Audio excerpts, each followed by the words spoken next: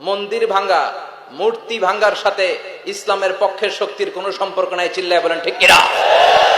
ইসলামের পক্ষের শক্তি মন্দির পাহারা দেয়। তারা সাম্প্রদায়িক সম্প্রীতিতে বিশ্বাসী, কোন দাঙ্গা হাঙ্গামা সন্ত্রাসবাদে ইসলাম বিশ্বাস করে না। চিল্লায় বলেন ঠিক কিনা? ইসলাম হচ্ছে শান্তির ধর্ম।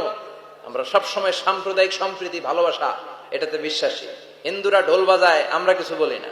আমরা তাফসীর মাহফিল করি, ওদের যারা ভদ্র তারাও কিছু বলে না। ঠিক কিনা? এই ইসলাম বিরোধীরা এরাই হিন্দু মুসলমানদের মধ্যে যে সম্প্রীতি এটাকে নষ্ট করতে চায়। কিছুদিন পর পর এরকম কিছু আবাল আর উল্লুক্কা পাঠার আগমন ঘটে।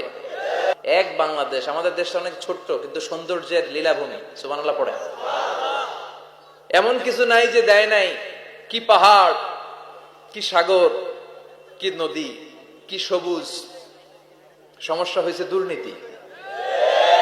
সমস্যাটা কি? আমি 5.5 বছর ধরে মালয়েশিয়াতে থাকি। আল্লাহ মালয়েশিয়ার যা দিছে এর চেয়ে অনেক ঢের গুণ বেশি আমাদেরকে দিয়েছে। আমাদের দেশের পর্যটন মোটেল, পর্যটন কর্পোরেশন আর ট্যুরিজম যে মিনিস্ট্রি আছে, এটা যদি সুন্দর প্ল্যান করে এই দেশটাকে কাজে লাগাতে পারতো, আমরা ট্যুরিস্টদেরকে জায়গা দিয়ে কুলাতে পারতাম না। আমাদের দেশের ছেলে পেলেরা যেগুলো লেখাপড়া করে না, এগুলো কামলা দিতে যায় বিদেশ।